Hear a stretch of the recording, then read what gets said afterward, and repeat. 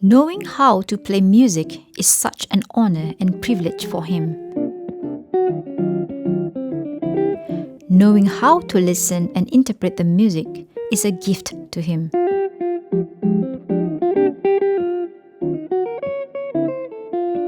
Knowing the variety of the musical culture and the anecdotes about how people think about music and how they embed music in their daily life is a miracle, he thinks.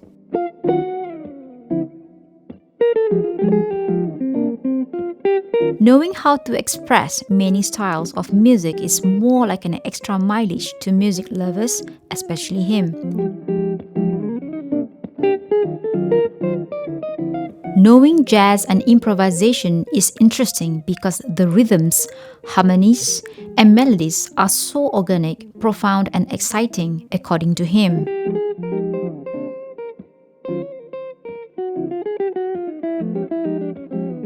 Hence, knowing him will be such an interesting chronicle through his upbringing and the journey that have shaped him to become who he is now.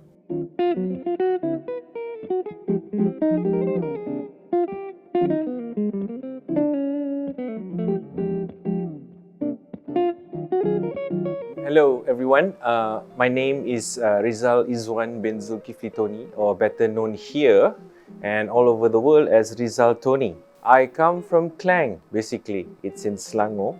I was being born and bred, in the heart of Klang, whereby the major activity during that time was sports. I was so engrossed into becoming a sports person, a sportsman basically. So I was like really, immersing myself in a lot of sports basically. Sepak takraw, badminton, soccer. I was playing for the school, for the district, for the state. My greatest achievement at that time was I was playing soccer for the state of Selangor and the national team. The thing is about me, I was never, being interested in music at that time. Even though, my dad, he plays the keyboard, he plays the guitar, he sings. And my dad has a group in Klang called the Malaysian Yellow Jackets, quite a popular group.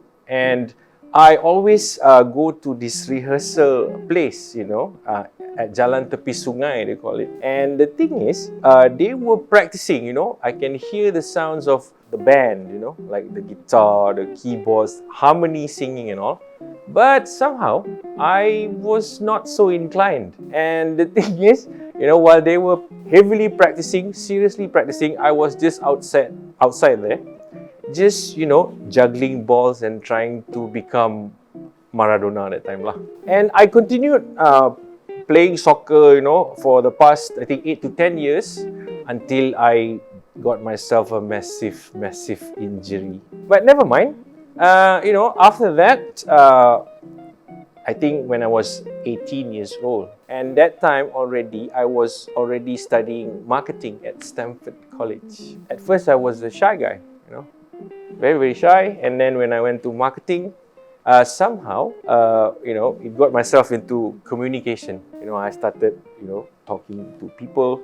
I started, having communication with, adults, things like that. And I had great teachers back then. But then, it felt that, something was not particularly right.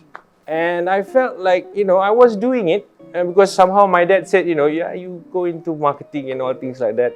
It will teach you things about business and all things like that. But then, as I was continuing along, I felt that there was some, there's this vacuum, like an empty space. Somehow, I think in the middle of when I was studying, this advertisement inside the newspaper came. It was UiTM at that time. And the thing is, during that time, I had no formal education. I didn't know how to play the guitar quite right. And then I called my dad. And then my dad came. That time I was staying outside, I'm not staying at home. So my dad came, taught me like the guitar in 2 weeks' time. And then I went for the interview and somehow I got in. But the story of this is that, sometimes you thought you wanted to do that, but eventually it changed into something else. So that is the thing that happened to me, at least. Maybe I was lucky. The lecturers there, they kind of looked at me and maybe they said, or maybe they hoped that I could have been some value to the music world. That time, when I entered the first room, it was Dr. Andes Yusba Jelani and Dr. Sharifah. Thinking about what's going to happen inside there, I didn't know because I had no formal training. I was only being taught by my dad only 2 weeks' time, Dr. Andes Yusba came to me and he kind of can you show me the length of your arm? So I was like, okay. And then he looked at my length of my arm and he said, yeah, ini bisa bermain musik nih. And then it got me okay. I really didn't know what it meant somehow. And then after that, I started playing the guitar. And they were looking at each other and and that time I was, trying to play all those, fancy chords my dad taught me But then, the funny thing was I didn't know what to expect. I just came inside there just thinking, okay, maybe it's just like a soccer game, you just go there and hope for the best. And then after that, I went for the oral test. They used the piano and then they tested my ears. And they were looking at each other like being amazed after several tests. And I was being there thinking oh, okay, I didn't know what it meant again. But then they said to me wow, you have good ears, basically. So I'm quite thankful At that time I said thank you very much, appreciate it. I was being asked to go inside the other room and that was the interview room. And then they started to ask me questions and said where you're from and what do you do, and I told them I was an ex-soccer player, and then they were like, oh, okay. And then when I came there they said yeah, you had great scores, your oral skills was good, your performance was great. And then I said okay, thank you very much. And then they asked me, have you had any formal training? Back then I said no. So they told me oh, okay, you should start thinking about, going for formal training. But that time, I was young, and I didn't have enough money, didn't want to depend too much on my dad and all things like that and my mom. So I was thinking, never mind. Deep inside my heart, I was thinking never mind, let's just wait. If at all they call me for UiTM. And then when they call me for UiTM, that's when my journey started. And now, I am currently, Alhamdulillah, the Director of Jazz Studies. I am the Senior Lecturer of the Faculty of Music, UiTM. And I am very, very thankful that they have given me this opportunity.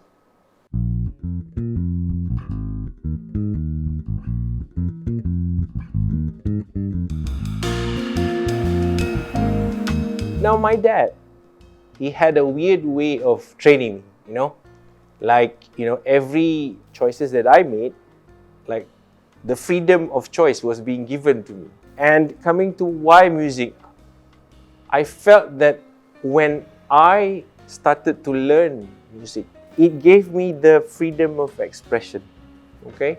And, talking about freedom of expression, I had to learn.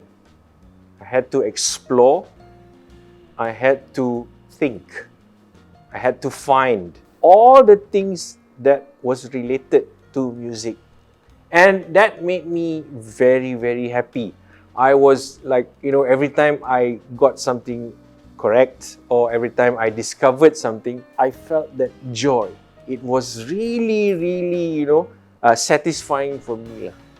So I think, as for me, music has a lot to offer in a human's life. And I do think that if this can happen to me, it can also happen to anybody who wants to pursue music as their career.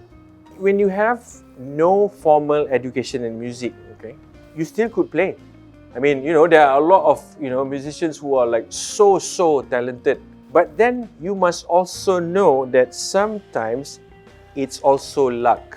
Who you meet along the way, who you learn with along the way. I've had friends who just, had a leap of faith, like from other respective careers, they jump into music and they are very, very successful lah. That is luck. You depend on luck. And sometimes, the person you come across, when you go to a formal music education, most of the educators, they are the ones who have been trained formally. They also learn other things rather than music. They learn pedagogy, ways to teach. They also learn on psychology. Also, by chance, they have been going all over the world, to play with the best musicians and to gather all the experience. Still, it's luck, but this is like an organized luck, I call it.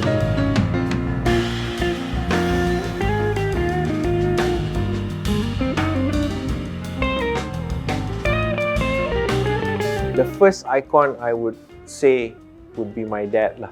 Not because he is an avid jazz musician, he's a pop musician, but the way he instills exploration, the concept of exploration, he always lets me, do like, if you have the chord, what happens, when you start playing around with the chord, with the harmony, voicings, what happens if you shift those voicings and bring it up to places of the guitar or positions of the guitar, things like that. And what happens if you add that harmony, add that line, add that, solo line here?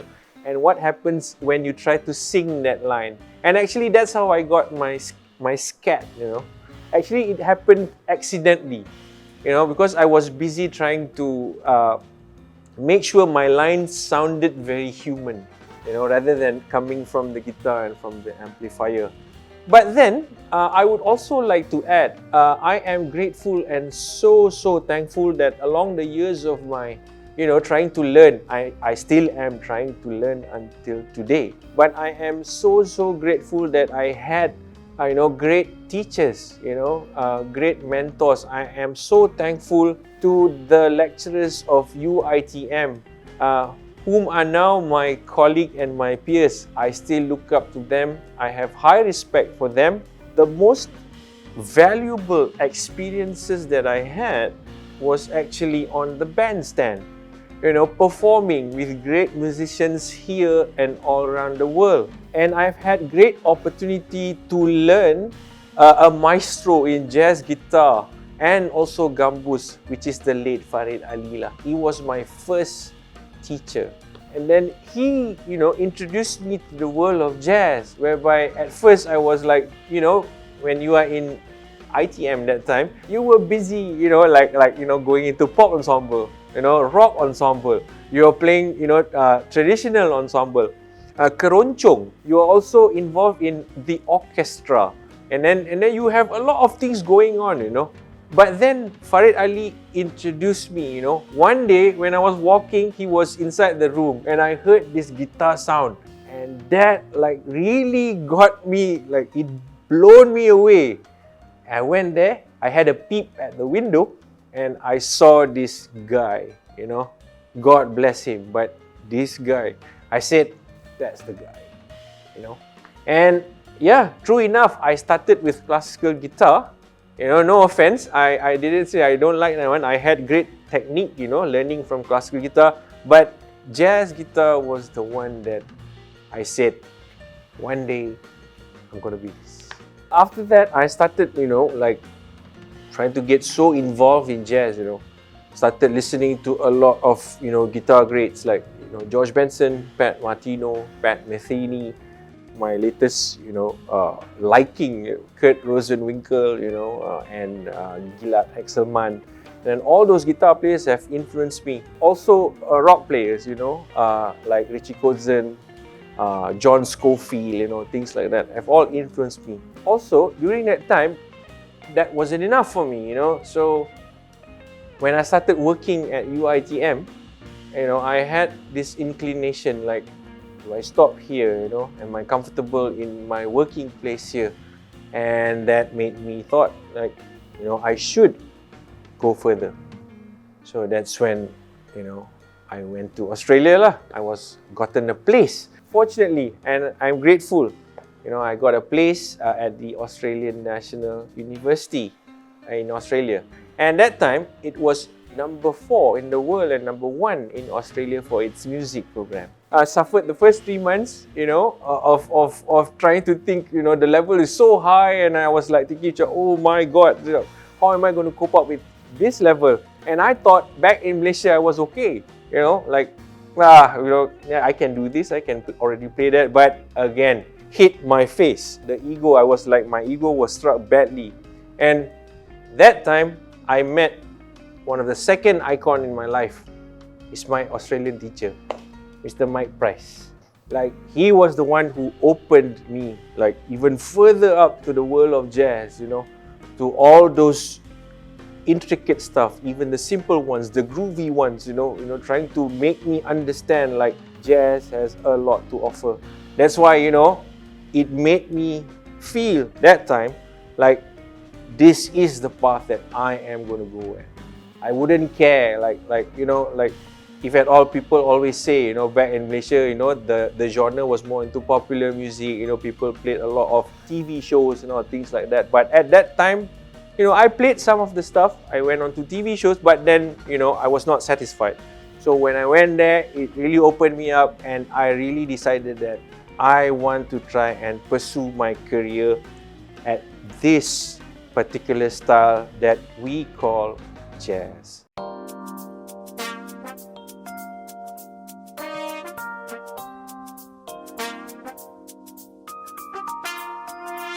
Trust me, if you are the worst musician in the group, you will learn even better.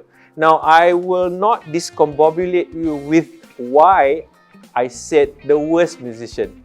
But then, you have to understand this. If you want to learn, you got to be inside a group of people who is the best players, so that you can listen to whatever they are doing. That's the best process of learning. Like when you do your thing, you practice at home. Yes, you practice. You need to practice. It's very, very important that you prepare. But then the real life, the real situation, the real learning, the real education comes from whatever I've gotten from the uni or from where I learned, and is being placed in the real world. And that's where I get to learn everything. And it really opened up my ears. I started to be able to adapt. I still am learning until now. I still listen until now. But the part of me, is thinking that the best thing for me to be able to apply all the theory, all the conceptual learning that I learned from the uni is through the real platform. When you are performing, when you start to listen to other musicians on the bandstand, you started to listen to other musicians, who come and perform with you, you start to develop some sort of creativity in that sense. I am also thankful and grateful that I have learned how to compose even through performing, arranging through performing. And I do believe that it's just, you already have the experience of somehow, trying to adapt yourself. That's when you learn, there's certain voicings that could be applied. And then I started to come back to the drawing board, which means I started to come back to the books, starting to learn how to compose, and learn all these techniques and tools, given by other composers. So that's when I started to develop a holistic conceptual of being a musician, which means perform, write music, arrange music. And somehow I have a very, very, good preference for putting the elements that jazz has to offer into other types of music. The beauty of writing a piece of music and you are able to perform with the music is that you can share the thinking part and the practicing part to other musicians. That's the beauty of having, other capabilities lah. That's what I think. I think the qualities that make a musician, it's the ability to listen. That's the first thing that I hold very high in regard. You can learn the concepts of music, everything, but if you are not listening, then I don't think it's going to be right. Because we always start from emulating, sounds. That's the first thing that I believe. And then, when you have these certain concepts and theories, then only you start, to amalgamate, like just to bring it together and to make sure that everything is possible for that particular concept or for that particular style. And also, to me, as much as I believe in talent, I believe more in hard work. And maybe, in humbly speaking, I am, the species that have had to go through all the hard work, And I think, maybe I'm not that talented, but I am very sure that I am very hardworking. So the other thing that I want to highlight, the qualities of being a good musician is that you need to be able to adapt. When I was performing, in some parts of the world, there was a different culture altogether, and even the sound was kind of different according to the continent, according to the place that we go. But when I came back to Malaysia, there are certain things that I needed to adapt, to make sure that I stay relevant, and also the musicians are somehow connected. So to me, the most important thing is to be able to listen. Usually people say you think first and use your heart. Because, we need to calculate and, theory and yada. But then I think from the heart, it gives you, the energy, the strength, to go and learn things. And that's the other thing.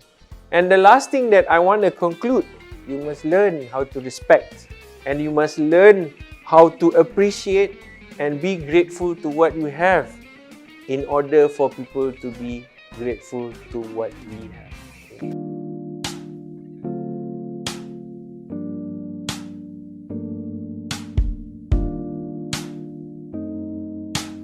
When I teach a student and I somehow see them excel, one day, even in the smallest thing, I always am very, very happy when I just impart my knowledge somehow to a student, and then after 2 or 3 days, just like spelling a chord even, and he or she would come to me and, ask me anything, and when I ask the question, they can answer it at the snap of a finger. So that is like, I am so grateful and thankful. Number one, the student wants to learn. And number two, maybe I am lucky enough that I have managed to give some sort of my knowledge, to them. I like to study about people. That's the thing, because, in UiTM, we come from different backgrounds, and, different status. So, it is important for a music educator to try and understand the situation of the student first. I would like to see also that the student is being very, very independent.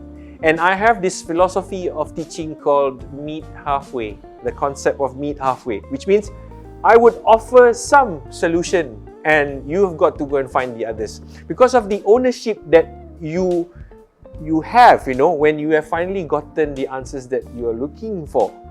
So the thing is, I don't like spoon feeding. That's one of the things that I really think that is going to destroy a culture or destroy students or whatever it is lah.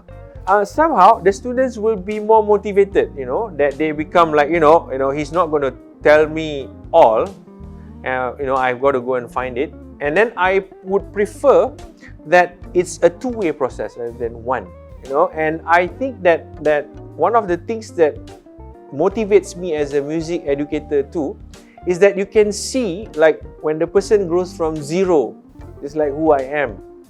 You know, when they grow from zero and suddenly they become who they are, that is when, you know, I rest my case. I think my hopes will be almost the same like every music practitioner and performer here in Malaysia. I really hope for a diverse musical platform. I really hope for more independent music groups to arise and flourish. You know, I really hope that the radio stations would go and play, you know, art music, popular music, traditional music, you know, even a serious music. I would not say a balanced culture, but somehow, you know, everybody have good opportunities, you know. And I also hope in terms of music education, you have got to have like this kind of exploratory, you know. You got to explore the concept of learning. You got to explore the concept of music making.